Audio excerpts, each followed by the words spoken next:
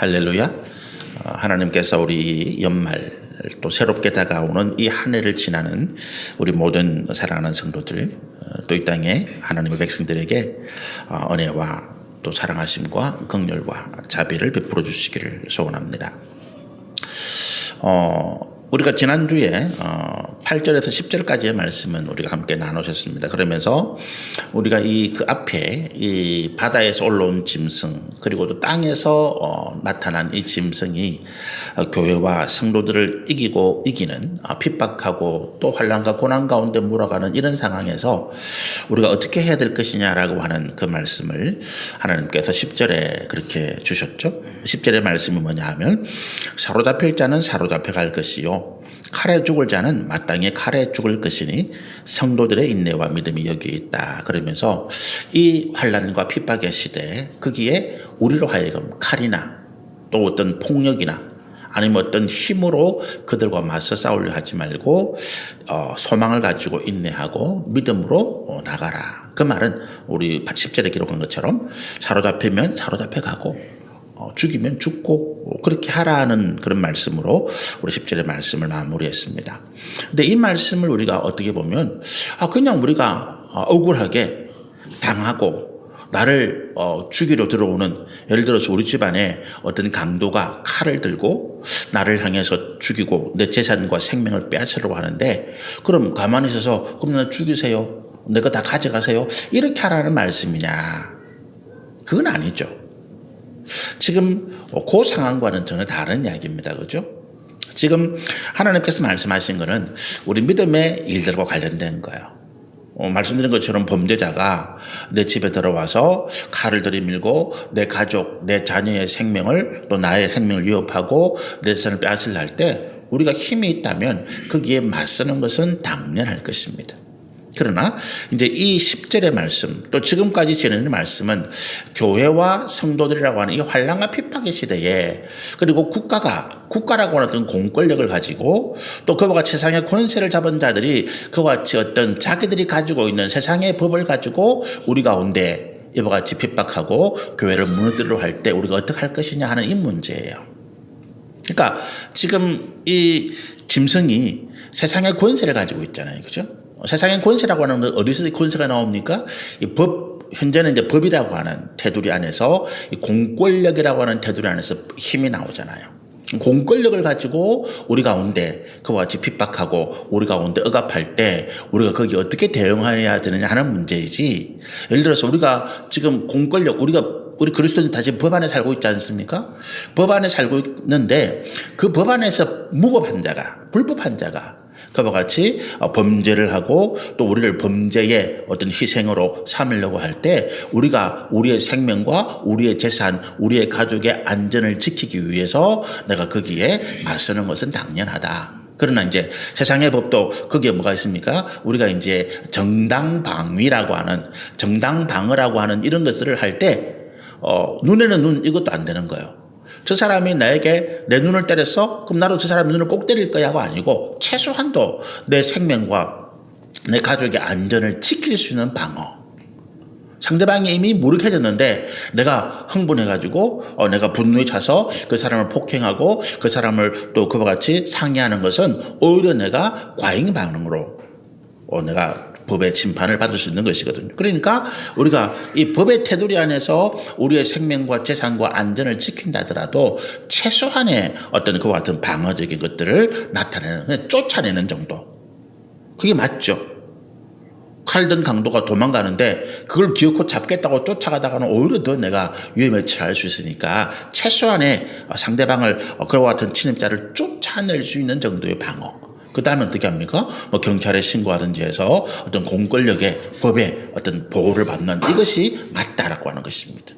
그러니까 지금 우리 이 요한계시록의 상황은 그와 같이 우리가 법의 테두리 안에서 일어나는 무법에 대한 이야기가 아니라 공권력 자체가, 국가라고 하는 권력을 가진 자가, 이 당시에는 이제 사도 요한이 활동하던 이 말씀을 기록하던 시기는 로마 황제가 다스리는 시대잖아요. 그러니까 우리가 앞에 말씀을 쭉 나누셨다시피 로마의 10황제, 로마의 10명의 황제가 계속해서 근 300년 가까이 교회를 핍박하던 그런 시대를 지나는데 로마라고 하는 국가의 다스림을 받고 있는데 이 로마라고 하는 국가의 어떤 우두머리인 황제를 비롯해서 그 로마라고 하는 법의 공권력, 힘을 가진 자들이 교회와 성도들을 핍박해 올 때 우리는 어떻게 대적해야 되느냐라고 하는 것이죠. 그럼 여기에 맞설 수 있는 방법은 뭡니까? 이제 같이 그러면 칼을 들고 무력으로 반란을 일으키든지 실제적으로 역사적으로 보면 AD 70년에 그 AD 한 65년부터 예루살렘에 로마에 대한 반란이 일어나서 예루살렘과 전체 유대인들이 반란을 일으킵니다. 근데 반란이 처음에는 예루살렘에서 이 로마 군대를 쫓아냈어요. 근데 이 로마가 그 반란을 그냥 두고 볼 리가 없죠. 그래서 이제 AD 70년에 티투스라고 하는 로마의 장군이 군대를 끌고 와서 이 예루살렘에 있는 유대인들을 싸그리 죽여버립니다. 그리고 그 당시 살아남은 모든 유대인들을 그 가나안 땅에서 다 쫓아내고 그 땅에 블레셋 민족들을 채워요. 그래서 지금 현재 그 가나안 땅, 예루살렘에 있는 그 이스라엘 땅을 우리가 팔레스타인이라고 일반적으로 부르잖아요. 팔레스타인이라고 부르게 된 배경이 뭐냐 하면 유대인들이 그 땅에서 다 쫓겨나고 이제 블레셋, 팔레스타인이라고 이름이 붙여진 구대에 그 민족들이 그 땅에 남아있었기 때문에 그리고 이제 2000년 가까이 이 이스라엘이 독립할 때까지 2000년 가까이 그 땅에 살아 있었죠. 그래서 그 땅을 팔레스타인이라고 부르는 것입니다. 그런 비극이 일어난 거죠.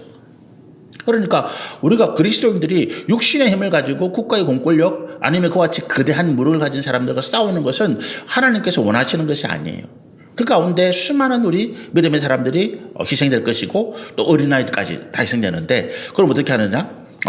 말씀드린 것처럼 이 사로잡히면 사로잡히고 또 어떻게 하라고요? 칼에 망할 자는 칼에 죽을 자는 죽으라는 것입니다. 그렇게 함으로써 뭐가 살아남아요? 믿음의 역사가 살아남는다는 거예요. 그럼 그게 뭐가 중요한데? 내가 죽고 난 다음에 믿음의 역사가 살아나면 그게 뭐가 중요한데? 우리 그렇게 할 수 있잖아요.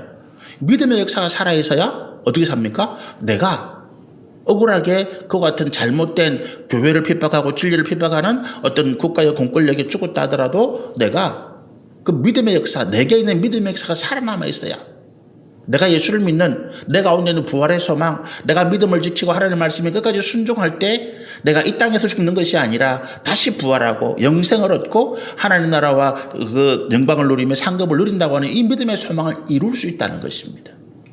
우리가 마지막에 참지 못하고 욱해서 그래 기왕 죽는 거 너도 죽고 나도 죽자 이렇게 싸우면 어떻게 됩니까? 내게 있는 믿음의 역사를 빼앗기는 거예요. 하나님의 믿음의 역사는 창세 이후로 요한계시록까지 도도하게 흘러가고 있잖아요. 이 흐름에 내가 벗어나는 것입니다. 어린 양의 생명책에 내가 빠져나오는 것이죠. 그걸 말씀하는 거죠. 지금 하나님의 믿음의 역사, 창세기부터 요한계시록까지 믿음의 역사가 도도하게 흘러가는데 그 가운데 한 부분이 교회가 성도들이 이 세상의 악한 권세자들이 잡은 그 공권력 앞에 핍박당하고 무너지고 교회가 불타고 또 성도들이 붙잡혀서 감옥살이를 하고 생명을 잃는 그런 일들이 벌어지고 있다는 것입니다. 그럼에도 불구하고 이 하나님의 구원의 도도한 역사는 멈추지 않는다는 거예요. 그 가운데 하나님께서 우리를 찌른 자, 우리를 핍박하고 우리를 죽이게 고문하고 그런 자들도 하나님의 구원의 역사 가운데 함께 할 수 있는 은혜를 지금 베풀고 있다는 것입니다.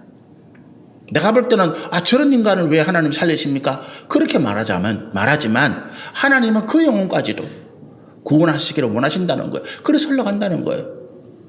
그럼 우리가 이 믿음의 어떤 역사에 우리가 하나님의 역사, 믿음의 역사를 내가 붙잡고 있다면 그 흐름 가운데 내가 희생당할 수도 있고 내가 억울한 일을 당할 수도 있고 내가 감옥에 갇히기도 하고 내가 어떤 죽임을 당할 수도 있겠지만 이 흐름 역사 가운데 내가 함께 가기 때문에 하나님께서 말씀을 통해서 약속하신 그 구원의 은혜, 영생과 하나님 나라의 상급과 영광을 내가 잃지 않는다는 것입니다. 그걸 말씀하는 거죠. 그래서 지금은 그 악한 권세를 가진 자들이 교회를 핍박할 때 그걸 그냥 견디라는 거예요. 뭐 때문에? 인내의 소망을 가진 인내라고 하는 거예요. 그냥 참는 것이 아니라 힘이 없어서 참는 것이 아니라 두고 보자 내가 다시 힘을 가지면 반드시 복수할 것이다 이런 원망을 가지고 하는 인내가 아니라 하나님 나라에 대한 소망, 영생에 대한 소망을 가지고 인내하라. 그리고 그것이 믿음이다 라고 하는 것을 말씀하고 있는 것입니다.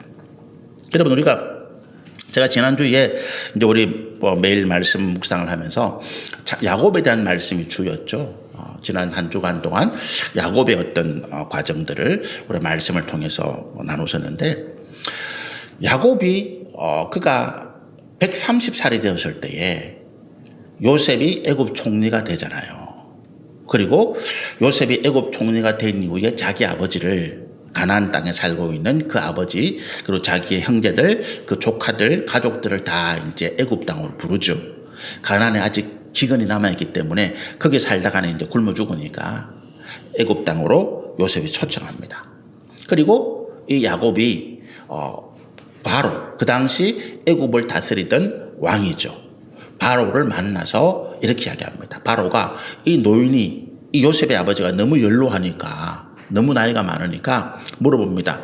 당신 나이가 몇 살입니까? 이렇게 물어보니까 야곱이 하는 말이, 내가 130살을 살았는데, 내 나이가 130인데 험악한 세월을 살았습니다. 이렇게 고백을 해요. 야곱이 자기 인생을 고백하면서, 야곱이 얼마나 하나님의 은혜와 복을 많이 받은 사람입니까? 우리는 그렇게 생각하는데, 우리는 야곱이 참 하나님의 은혜와 복을 많이 받았다라고 생각하는데, 야곱 스스로가 고백하기를, 나는 지금까지 참으로 험악한 세월을 살았습니다. 고통과 환난과 고민과 번뇌와 두려움과 걱정과 염려가 끊어질 날이 없었습니다. 그 이야기를 합니다. 지난주에 우리가 야곱이 왜 그런 험악한 세월을 살았는지 말씀을 통해서 조금 우리가 그 이유를 찾아봤잖아요. 야곱이 그와 같이 험악한 세월을 살았던 이유는 딱 한 가지입니다. 그가 장자로 태어나지 못한 것을 원망하면서 어떻게 하든지 이 상황을 바꾸어 보려고 했던 거예요. 그 당시 관습이 장자에게 아버지의 그 가정의 그 부족의 모든 것을 물려주는 관습이 있었으니까 자기에게 쌍둥이형 에서가 있었단 말이에요. 불과 몇 초 차로 태어난, 발 뒤꿈치를 잡고 태어났으니까 동시에 졸졸졸 나온 거잖아요. 뭐 먼저 태어나고 한 10분 15분 있다가 태어난 것도 아니야. 형의 발 뒤꿈치를 잡고 같이 태어났으니까 형을 끄잡아내는데 야곱도 같이 딸려 나온 거예요. 뭐 동시에 나온 거야. 1초 2초 그 순간이 뭡니까? 야곱이 둘째 차자로 운명이 결정되어 버린 거야. 형은 자기보다 1, 2초 먼저 태어났다고 장자의 명분을 가진 거예요. 야곱이 그게 원통하고 억울하고 분했다는 거예요. 그래서 어떡합니까? 할 수만 있다면 모든 수단과 방법을 동원해서 내가 이 장자의 자리를 차지해야 되겠다. 그래서 아버지 이삭의 모든 명예, 권세, 재산을 다 내가 받아야 되겠다. 이게 야곱의 생각이었단 말이에요. 그것을 위해서 야곱이 한평생 살아온 거예요. 팥죽 한 그릇에 팔아먹은 것도, 양자의 명분을 살려고 온 것도 그것이고, 밧단 아람에 가서도 뭡니까? 자기가 끊임없이 장자로서 받았어야 될, 내가 아버지 집에서는 도망왔지만 내가 이 밧단 아람에서만큼은 내가 장자로서의 권리를 내가 누려야 되겠다. 그래서 속이고 외삼촌을 속이고 그런 과정 가운데서 그걸 모았단 말이에요. 그 다음에 그것을 어떻게 했다고요? 안 놓기 위해서, 안 뺏기기 위해서 죽을 힘을 다해서 지켜온 삶이 야곱의 삶이었습니다. 그런데 야곱이 그 삶을 어떻게 얘기합니까? 험악했다. 속이고 속고 빼앗고 빼앗기고 끊임없이 죽을 뻔한 위험에 당하고 그런 상황 가운데서 살았더라는 거예요. 뭐 때문에 그렇다고요? 그가 장자가 아닌 차남으로 둘째로 태어났다는 그 현실을 인정하지 못했기 때문이라는 거예요. 여러분, 하나님께서 에스를 장남으로 야곱을 차남으로 태어나게 하신 것을 인정했다면 야곱이 그래서 차남으로서 그의 역할을 감당하고 그러면서 그가 하나님 앞에 믿음으로 구했다면 야곱의 일생이 전혀 달랐을 것이다 하는 거예요. 전혀 달랐을 것이라는 거죠. 요셉이 그 예잖아요. 요셉이 12아들 가운데 11번째예요. 그런데 어떻게 됐다고요? 요셉이 그 형들의 시기와 질투를 받아서 노예로 팔려고 하고 죽을 뻔한 상황에서 그가 하나님 앞에 믿음을 잃지 않은 거죠. 아, 지금 하나님께서 나를 이와 같이 애굽의 노예로 팔려가게 하시고 또 그 상황에서 보디발의 아내로부터 억울한 누명을 써서 내가 이와 같은 감옥에 갇힌 이 상황에서 그는 뭡니까? 하나님에 대한 믿음을 놓지 않았을 뿐만 아니라 인정했다는 거예요. 여기에 하나님의 선한 뜻이 있겠지. 그게 야곱과 요셉을 갈라놓은 이야기예요. 여러분, 우리가 뭔가 내가 지금 현실에 불만이 있을 때 그 불만이 결국은 어디로 갑니까? 하나님께서 지금 내게 행하시는 일들에 대해서 내가 인정하지 못하는 일로 가게 되죠. 인정하지 못한다는 거예요. 내 사업이 안 됐다. 내가 질병에 걸렸다. 아니면 내가 어려운 일을 당했다. 이럴 리가 없는데 그러면서 끊임없이 우리는 어떻게 합니까? 이걸 뒤집으려고 그래요. 우리 기도자면 그렇잖아요. 이걸 뒤집어 놓으려고 그럽니다. 사업이 내가 어려워졌어요. 그러면 내 기도는 어떻게 됩니까? 끊임없이 하나님 내 이 사업을 잘 되게 해주세요라고 기도한다는 거지. 내가 질병에 걸렸어요. 암에 걸렸습니다. 그럼 우리의 기도가 어떻게 나와요? 하나님 내 암을 고쳐주세요. 보란듯이 내게 신유의 역사, 하나님의 능력을 나타내셔서 하나님 살아계심을 증명해 주세요. 이 기도가 나온다는 거죠. 우리 자녀의 문제도 마찬가지 아니겠습니까? 그런데 여기에 무슨 문제가 있습니까? 내가 지금 하나님께서 내게 만들어 놓으신 이 상황을 내가 인정하지 못한다는 거예요. 이 이야기는 다른 말로 하면 나는 지금 하나님을 불신하고 있다는 것입니다. 하나님을 신뢰하고 있지 않다는 거예요. 하나님이 계시다면 내게 이럴 수가 있어? 내가 교회 헌금 얼마나 많이 하고 내가 얼마나 많이 봉사하고 내가 얼마나 많이 기도했는데 하나님이 계시다면 내게 이럴 수가 있어? 이게 불신이잖아요. 우리가 범사에 매사에 하나님이 내게 가장 좋은 것으로 역사하신다. 성경을 가르치고 있습니다. 하나님은 항상 우리 가운데 가장 선한 길, 내게 가장 좋은 길로 인도하신다. 그게 믿음이에요. 그 말은 다른 말로 뭐합니까? 뭡니까? 나는 지금 이 상황을 인정하고 받아들인다라고 하는 것입니다. 제가 병에 걸렸어요. 암에 걸리고 큰 교통사고를 당하고 무슨 문제가 생겨가지고 가정에 풍비박산이 나고 그런 상황이 생겼습니다. 그럼 인정한다는 거예요. 그 인정한다는 게 무슨 말입니까? 하나님 인정하고 포기하겠다는 것이 아니라 포기한다는 것이 아니라 하나님 이것이 지금 주님의 뜻이라면 내가 주님의 뜻임을 내가 믿겠습니다. 이 상황이 이 힘들고 어렵고 참담한 상황이 주님의 뜻임을 내가 믿습니다. 그럼 이 상황에서 하나님이 내게 원하시는 것은 무엇입니까? 그게 인정하는 거예요. 인정한다 해놓고 하나님 이 상황을 바꿔주세요. 아까 말씀드린 것처럼 하나님의 신의 능력을 내게 부으셔서 하나님 살아계심을 내 병을 고쳐주셔서 증거해주세요. 그건 인정하는 게 아니죠. 나중에 나을 수도 있습니다. 안 나을 수도 있죠. 그게 중요한 것이 아니라 이 상황에서 내가 하나님을 인정한다면 이 문제를 가지고 내가 원망하고 불평하는 것이 아니라 그 다음에 하나님께서 내게 이런 문제를 주고 이런 어려움을 주고 이런 고통을 주고 이런 어떤 상황을 주셨다면 이 다음에 하나님께서 내게 원하시는 게 뭘까? 나는 어떻게 가야 될까? 믿음 안에서. 그렇잖아요. 그 다음에 나는 뭘 해야 될까? 야곱이 차남으로 태어났습니다. 장자는 자기가 아니에요. 그건 어쩔 수 없어. 하나님 그렇게 태어나게 하셨으니까. 그걸 바꾸기 위해서 일생을 허비하는 것이 아니라 내가 차남으로서 나는 어떻게 살아야 될까? 어떻게 살아가는 것이 믿음 안에서 하나님을 기쁘시게 하는 일일까? 이걸 고민한다는 거예요. 그게 우리가 하나님을 인정한다고 하는 말입니다. 그것이 하나님께서 우리 가운데 복을 주시고 은혜를 주시는 길이라고 하는 것입니다. 저는 지난 토요일 날 탄핵되는 걸 보면서 그랬어요. 지지난주 토요일 날 탄핵이 어쨌든 무산됐잖아요. 그 상황에서 그러면 윤석열 대통령이 자기는 모든 걸 내려놓고 하겠다. 그럼 거기에 이제 길을 맞추는 것이 맞죠. 그게 인정하는 것이라면. 그런데 속으로는 예를 들어서 나가 인정 못해. 어떻게 하든지 시간을 벌어가지고 탄핵할 수 있는 시간을 벌어가지고 내가 뭔가 이거를 반대로 바꾸고 내가 어떤 다시 기회를 잡고 나를 반대하는 모든 것들을 다 내가 정리하는 그런 시간을 벌어야 돼. 그런 마음을 가지고 있었기 때문에 또다시 탄핵이 되는 그런 게 안타까운 일이 벌어지는 거죠. 그러면 지금 우리나라가 지금 대통령이 토요일에 탄핵이 됐어요.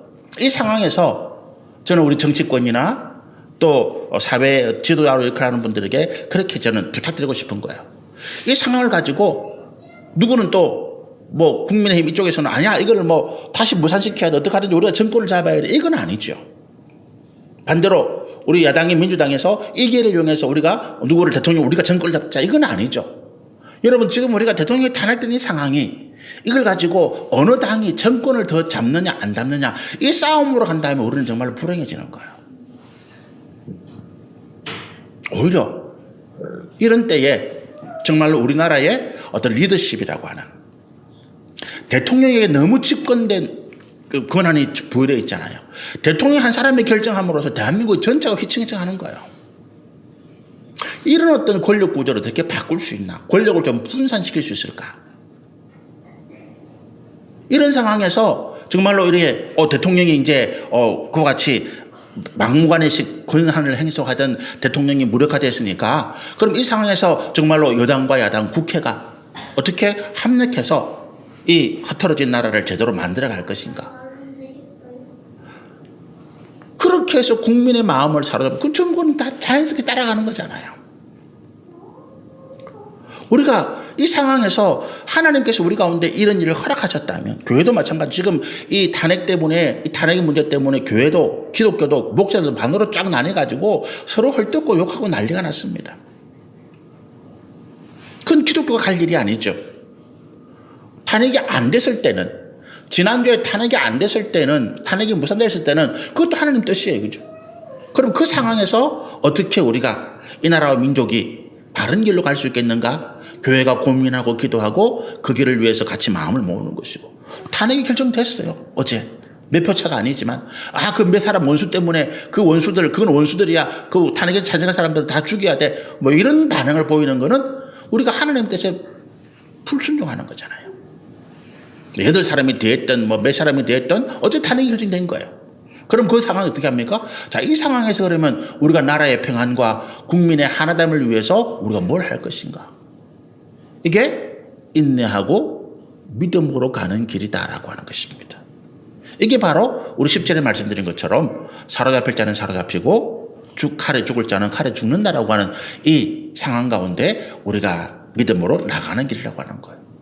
그러니까 우리가 자꾸만 하나님께서 역사하시는 뜻을 인정하지 못하니까 받아들이지 못하니까 분노하게 되고 그 상황 앞에서 엉뚱한 길 이걸 어떻게 하면 뒤집을까 이걸 자꾸 모색하게 되고 문제를 더 악화시키는 결과를 가져오더라는 거예요.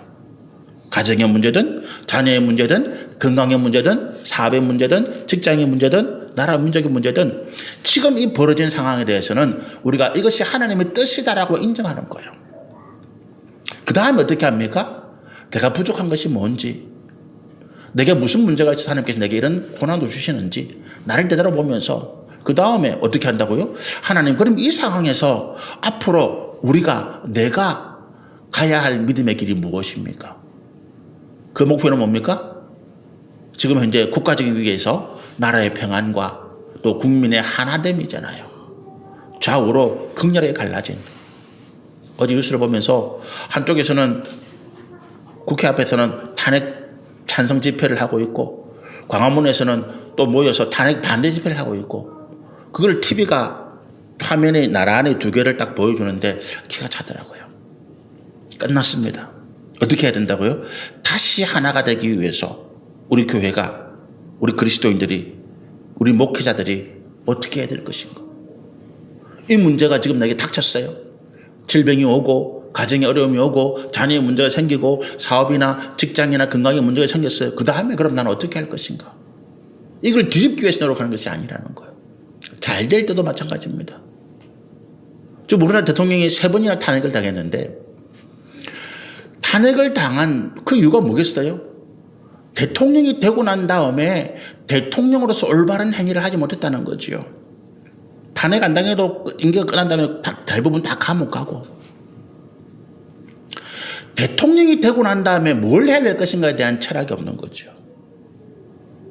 대통령이 되는 것에만 집중하다 보니까 막상 대통령이 되고 난 다음에는 대통령으로서 내가 뭘 해야 될지를 모르는 거예요. 길을 모르는 것입니다. 정말로 대통령이 되고자 한다면 대통령이 되는 것보다 더 중요한 것이 나는 대통령이 되고 난 다음에 어떤 정치 철학, 나라와 민족을 위해서, 나라의 평안과 민족의 하나됨을 위해서 내가 어떤 길을 모색하겠다, 이거를 제시를 해야 되는데 대통령이 되겠다는 사람들이 거저 국민을 이간질시키고 인기를 얻기 위해서 편을 가르고 나누는 이런 일들을 하고 있으니까 참으로 안타까운 거죠. 우리 그리스도인들이 정신 차리고 기도해야 될 일이 그것입니다. 탄핵 반대, 탄핵 찬성이 중요한 게 아니에요. 이 다음에 누구를 대통령으로 뽑자, 이게 중요한 게 아니에요.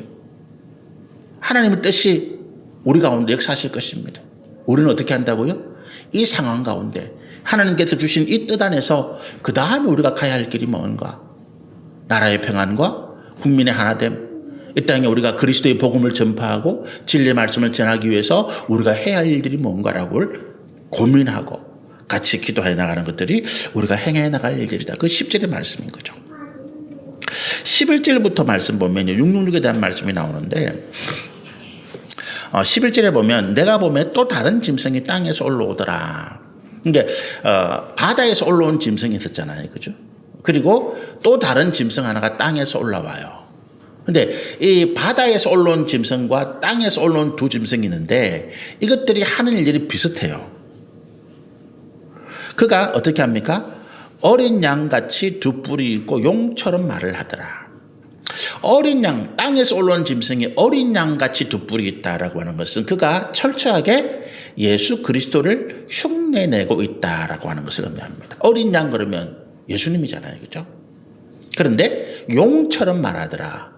예수님은 하나님 진리의 말씀을 하는데 용이 하는 말은 뭡니까? 사단의 말이니까 그가 예수님처럼 비슷하게 행동하는데 세상의 화평과 평안을 위해서 말하고 그렇게 하는 것 같은데 그 행동하는 것 같은데 실제 말은 뭡니까? 사람들을 속이고 거짓말하고 이간질하고 다투게 만드는 이런 일들을 하고 있더라라고 하는 것입니다.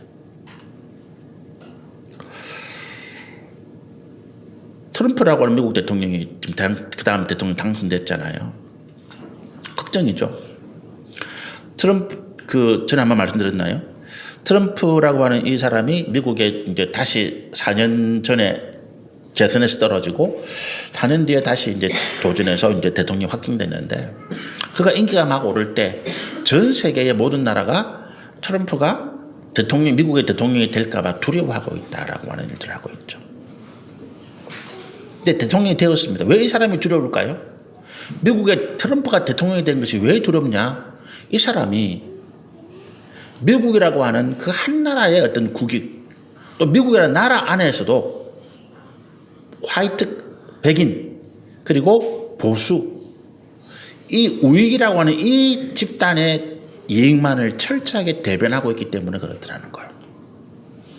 지금까지 미국이라는 나라가 해왔던 세계의 화평을 위한 수고, 물론 그 가운데는 미국이 자기의 이익을 위해서 하는 일도 참 많았지만 그러나 어쨌든 간에 끝으로는 또 많은 일들 가운데 이 미국이라는 나라가 세계의 화평과 질서와 조화를 위해서 애를 쓴 거는 맞거든요. 근데 트럼프라고 하는 이 인물은 4년 전에 대통령이 될 때도 그랬고 또 자기가 지금까지 하는 이야기도 보면 오로지 미국이라는 한 나라의 어떤 국익, 그것도 국익이 아니죠. 어떤 이익만 위해서 다른 나라들은 다 짓밟고 무너뜨리겠다라고 하는 말을 공언하고 실제로 그렇게 해왔기 때문에 그런 거예요. 이 사람이 대통령이 되면 지금까지 전 세계가 누려왔던 어떤 질서와 조화 화평은 다 무너질 것이 아닌가. 그래서 벌써부터 유럽에서는 군비 확장, 예산을 엄청나게 들여서 군대를 양성하고 무기를 만드는 데 집중하고 있고, 그 말은 뭡니까? 전 세계가 무기와 군대를 만들어서 전쟁을 대비하겠다는 거. 전쟁을 대비하겠다는 뭡니까? 전쟁이 일어날 것이다라고 하는 거잖아요. 전쟁이 일어날 것이라고 예측을 하니까 전쟁을 막기 위해서 무기와 군사를 키우겠다는 것입니다. 우크라이나와 러시아의 전쟁을 종식시키겠다. 그런데 그 종식이 뭡니까? 그냥 종식되는 게 문제가 아니죠. 얼마 전에 여기서 보니까 참 안타까운 뉴스가 나왔더라고요. 우크라이나 대통령이 이런 이야기를 해요. 지금까지 러시아가 우크라이나에 침략한 빼앗은 모든 땅을 그대로 인정해 줄게. 자기 나라 땅을 다 양보하겠다는 것입니다. 대신에 우리를 유럽연합 나토에 가입시켜달라. 우크라이나 대통령이 그런 이야기 했어요. 우리나라 땅 양보할게. 지금까지 빼앗긴 거, 지금까지 피해 입은 거 우리 다 감수할게. 대신에 우리를 유럽연합과 나토에 가입시켜준다고 약속해라. 어느 나라도 약속하지 않는 거예요. 우크라이나 대통령이 왜 그렇게 약속하겠습니까? 왜 그렇게 이야기하겠습니까? 그냥 휴전회담이 됐다 칩시다. 미국이 전쟁 무기 지원 안 해주면 우크라이나가 싸울 수 없으니까 그냥 강제적으로 종전 휴전하게 될 거예요. 그럼에도 불구하고 이 평화가 유지되지 않는다는 것입니다. 소련이 또 언제 러시아가 침략할 줄 모른다는 거예요. 그 침략을 막기 위해서 최소한의 안전장치를 만들어 달라는 이야기가 그 이야기입니다. 근데 거기에 미국도 대답을 하지 않고 독일이나 프랑스나 유럽연합의 어느 나라도 그렇게 해줄게라고 대답하지 않는다는 것입니다. 그걸 보는 나라들 어떻게 생각하겠어요? 아, 그래. 믿을 나라 아무도 없네. 동맹? 아무것도 필요 없네. 우리나라, 우리 국민을 지키기 위해서는 우리 군대가 있어야 돼. 우리가 강한 무기를 가지고 있어야 돼. 아무리 이후에 우리나라도 이와 같은 군비 전쟁, 더 많은 국방 예산이 들어가고 더 많은 돈을 들여서 무기를 만들어내고 북한도 마찬가지겠죠. 그와 같은 위협 가운데 살아갈 수밖에 없을 것이다라고 하는 것입니다. 어린 양 같은 행세를 하는데 트럼프가 기독교인 아닙니다. 트럼프는 성범죄자예요. 트럼프는 아주 자기 어떤 이익만 위해서 살아가는 사람입니다. 트럼프가 기독교인 아닙니다. 그런데 우리는 트럼프를, 우리 어떤 그 기독교인 가운데 트럼프가 마치 예수님, 재림하시는 예수님처럼 떠받드는 분들도 계세요. 아닙니다, 여러분. 그런 세상에 오히려 혼란과 두려움을 가져다 줄 그런 자입니다. 용처럼 말하더라. 뭐 그런 건 아닌데. 11절에 보니까 그가 먼저 나온 짐승의 모든 권세를 그 앞에서 행하고 우상에게 말하게 하고, 그죠? 각종 기적과 능력을 나타냅니다. 먼저 나온 바다에서 올라온 짐승처럼 똑같이 행하고 그보다 더 큰 것도 합니다. 어떻게 합니까? 하늘에서 불이 내려와서 이 짐승 앞에 또 사람들 앞에 떨어뜨리게 합니다. 13절이죠. 그런데 이 땅에서 나온 짐승이 왜 이 같은 일을 합니까? 목적이 한 가지 있어요. 먼저 나온 짐승, 바다에서 올라온 이 짐승의 우상을 만들고 이 짐승을 신처럼 숭배하라. 먼저 나온 이 바다에서 올라온 짐승이 각종 기적을 만들었잖아요. 사람들이 거기에 와 놀라서 엎드려 경배합니다. 하나님인가 보다. 근데 또 다음에 땅에서 올라온 다른 짐승이 또 그같이 이야기해요. 사람들이 이런 말을 들을 때 어떻게 할까요? 아, 진짜 신인가 보다. 우리 한문으로 된 사자성어 가운데 삼인성호라고 하는 말이 있어요. 삼인성호. 세 사람이 모여서 이야기하면 성호, 호랑이도 만들어낸다. 이게 무슨 말인가 하면 처음 어떤 사람이 야, 어젯밤에 호랑이 나타났어. 우리 마을에. 안 믿을 사람들이 안 믿어요. 호랑이가 지금 어디 있는데 어디서 거짓말하고 있어. 그 덤을 대니까 또 다른 사람이 이야기합니다. 어제 우리 집에도 나타났는데 와 진짜 어마어마하게 크고 뭐 눈에서 불이 나오고 뭐 이빨이 이만하고 뭐 그랬어. 그럴 리가 있나? 그 다음날 세 번째 사람이 이야기해요. 야 그거 진짜야. 다른 데 나타난 걸 내가 봤어. 세 사람이 이야기를 하니까 없던 호랑이가 생겨나는 거예요. 사람들이 그 말을 믿게 된다는 것입니다. 이게 삼인성호예요. 우리가 특히 독재 정권이 이 언론을 장악하려고 하는 이유가 그거예요. 모든 언론이 똑같은 이야기를 계속 하는 것입니다. 사람들이 그 말을 진짜로 믿게 되는 거죠. 그래서 언론의 자유가 중요한 것입니다. 뭐 현재 어떤 지도자를 찬양하고 높이는 언론도 있겠죠. 반대로 그 지도자가 잘못하고 그 지도자의 방향이 잘못되어난 것을 비판하고 또 그것에 대해서 여러 가지 보도를 내는 언론도 필요해요. 이게 견제입니다. 견제와 균형이에요. 언론의 자유가 그만큼 중요한 것입니다. 그래서 여러분 나하고 안 맞는 언론 그거 무시하지 마세요.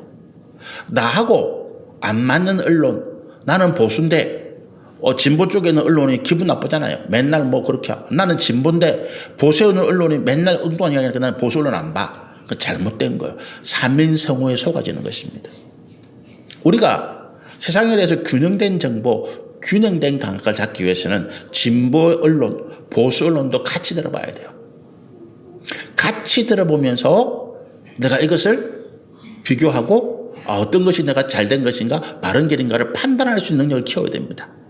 우리 그리스도인들은 그것이 있습니다. 어떤 것입니까? 하나님께서 내게 지혜와 지식의 말씀을 주시고 우리에게 뭘 주셨어요? 분별의 은사. 어떤 것이 옳고 그른가를 분별할 수 있는 능력을 주시는 거예요. 그리고 조금 시간이 지나면 진보에 사는 이야기가 맞다. 보수에 사는 이야기가 틀렸어. 증거가 나타납니다. 거꾸로 보수에 사는 이야기가 맞았네. 진보하는 이것들이 전부 다 거짓말이야. 증거가 드러나기도 합니다. 판단할 수 있는 어떤 객관적인 증거들이 드러나요. 그래서 여러분 우리가 이 짐승이 삼인성호라고 하는 행위를 하는 것입니다. 먼저 나타난 이 바다에서 올라온 짐승이 기적을 베푸니까 사람들이 와 신인가 보다 엎드려 경배했잖아요. 뒤에 나타난 또 땅에서 올라온 짐승이 그보다 더한 능력을 나타내 보이면서 앞에 있는 이 바다에서 올라온 짐승이 진짜 신이니까 너희들이 우상을 만들고 그걸 섬겨라라고 이야기하더라는 것입니다. 사람들의 마음과 관심이 거기에 확 쏠리는 거죠. 자, 그럼 여기에서 우리가 어떻게 됩니까? 세상이 사람들이 삼인성호 모든 언론이 그래서 이 사람이 하나님이야, 이 사람을 섬겨야 돼, 이 사람 말을 따라야 돼, 아니면 다 역적이야 이렇게 이야기할 때 우리가 믿는 하나님의 진리의 말씀 성경이 아니라고 이야기하더라는 거예요. 하나님 외에 너는 다른 신을 섬기지 말라. 하늘에서 불이 내려오게 하든 죽었다가 살아나든 어떤 짓을 하든지 간에 그는 하나님이 아니라고 하는 것입니다. 어떻게 우리가 압니까? 그가 하는 행동이 그가 말은 평화 같은 이야기를 하지만 그가 하는 행동은 분란과 어떤 다툼과 질투와 전쟁과 싸움을 일으키더라는 거예요. 뭐 아닌 거죠. 겉으로는 평화를 위하는 척 하면서 뒤로는 자기만의 어떤 이익을 취하더라는 거예요. 아닌 것입니다. 하나님 그렇게 사지 않습니다. 그러니까 우리가 하나님 진리의 말씀을 기준으로 이 땅의 모든 일들을 분별하고 구별하고 살펴보아야 되는 것입니다. 우리가 하나님의 진리의 말씀을 배우는 이유가 여기 있는 거예요. 알아야 될 이유가 여기 있는 거예요. 그게 근거고 그게 기준이고 그게 어떤 자료가 되기 때문에 세상에서 아무리 어떤 말을 하고 하늘에서 불이 내려왔다 뭘 어떻게 했다 아무 소용이 없는 것입니다. 지금도 그런 일들을 하는 사람들이 있습니다. 막 기도하세요. 지금 뭐 아말감 이빨 우리 치료하는 아말감 있잖아요. 그게 금으로 바뀌었습니다. 뭐 하늘에서 뭐 천사가 한번 내려옵니다. 금가로 뿌려줍니다. 사람들이 거기에 막 환호합니다. 지금 이 가운데 어떤 분이 아멘 하셨습니다. 일어나 보세요. 일어납니다. 박수를 치고 할려 찬양합니다. 하나님 높이는 것 같습니까? 아닙니다. 우리를 속이는 거짓입니다. 어떤 목사님이 저하고 굉장히 친했던 분인데 어떤 목사님이 자기가 실제로 그걸 경험했다는 거예요. 자기가 그런 집회 가서 자기 이빨 잡고 기도했는데 진짜로 자기 아말감으로 치료한 그 이빨이 금으로 바뀌었다는 거예요. 자기가 그렇게 경험했다는 거예요. 그 진짜라는 거지. 그래서 제가 그분에게 이런 이야기 했습니다. 목사님 그래서 그거 어쨌다는 건데요. 아말감이 금으로 바뀌었어요. 그래서 어쨌다는 겁니까 목사님?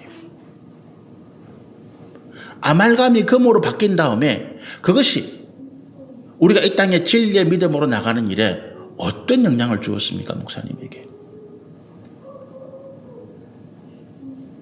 그렇잖아요.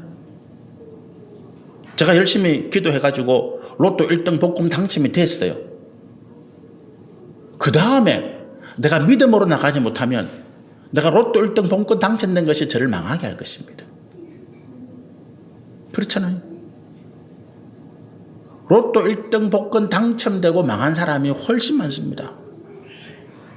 반대로 저는 뭐 복권 사도 1,000원짜리 한 장도 제대로 안 돼요.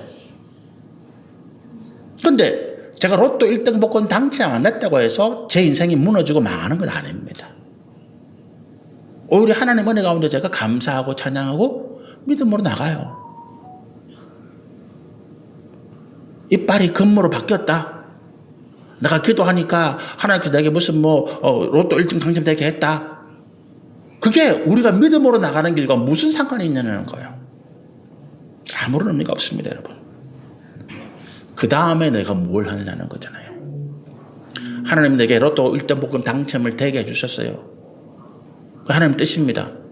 부인하는 게 아니에요. 그럼 이 로또 1등 복권 당첨된 돈을 가지고 나는 뭘 할 것인가? 그렇죠?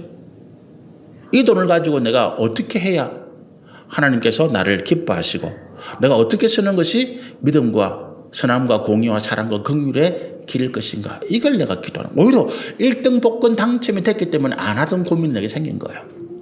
돈이 없으면 어디 쓸 것도 걱정도 안 하잖아요.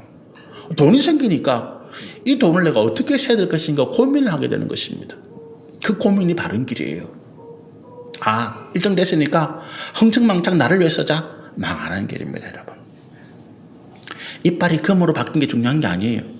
이 현상이 하나님께서 나에게 어떤 믿음의 길을 가라고 하시는가를 고민하고 또 그렇게 믿음의 길을 가는 것이 중요하다라고 하는 것입니다. 지금 우리나라가 우리 민족이 그런 기로에 서 있습니다. 불행하게도 불행인지 다행인지는 잘 모르겠지만 어쨌든 비극이잖아요.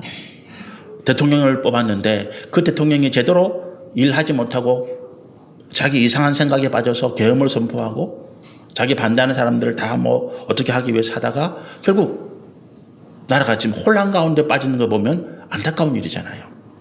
이 상황 가운데서 이게 우리가 하나님 뜻이라고 믿는 거예요. 저보고 탄핵 찬성파냐 반대파냐 그걸 이야기하는 게 아닙니다. 정도 목사님은 탄핵 찬성파예요? 아니 당신은 탄핵 찬성 반대파입니까? 그 이야기가 아니잖아요. 탄핵을 찬성했든 탄핵을 반대했든 하나님 뜻으로 지금 그게 결정됐어요. 그게 하나님 뜻이라고 믿는 것입니다. 내 뜻과 다르다 하더라도 아니면 내가 뜻과 맞다 하더라도 그게 하나님 뜻으로 결정된 거예요. 그러면 그 다음에 우리가 뭘 기도해야 된다고요? 우리가 뭘 고민해야 됩니까? 이 상황에서 우리나라의 평안과 우리 민족의 하나됨을 위해서 우리 교회가 기독교가 우리 그리스도인들이 목회자들이 가야 할 길이 뭔가? 뭐를 말하고 뭐를 기도해야 될 것인가? 이제 탄핵됐으니까 야당의 지도자를 대통령 되게 해주세요. 탄핵됐음에도 불구하고 우파 국민의힘이 계속 정권을 잡게 해주세요. 저 진보하는 세력들 꼴 보기 싫습니다. 이거는 우리 그리스도인들 할 일이 아니라고 하는 것입니다, 여러분. 우리가 가야 할 길이 그게 아니에요. 진보, 보수 이게 중요한 게 아닙니다. 하나님 진리 안에 진보든 보수든 우리가 품는 것입니다. 그러면서 어떻게 한다고요? 하나 되기 위해서. 하나님의 선하시고 공의로우시고 온전하신 뜻이 이루어지기 위해서 우리가 희생하고 섬기고 사랑하고 진리의 길을 밝히는 것이 우리가 해야 할 길이다라고 하는 것입니다.